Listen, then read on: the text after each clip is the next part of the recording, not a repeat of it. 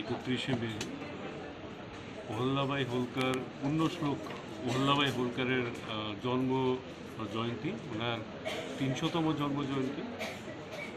অহল্যাবাই হোলকার ইন্দোরের রানী ছিলেন, কিন্তু ইন্দোরের রানী শুধু ইন্দোরের রানী থাকা সত্ত্বেও সারা ভারতবর্ষের প্রত্যেকটা মানুষের জীবনে ওনার কোনো না কোনোভাবে প্রভাব আছে। আপনারা জানেন উনি ভারতবর্ষের যতগুলো আমাদের প্রাচীন ধর্মস্থলী রয়েছে, এর মধ্যে 12টা জ্যোতির্লিঙ্গ রয়েছে, এগুলো সব পুনরুদ্ধার করেছিলেন, পুনরুজ্জীবিত করেছিলেন।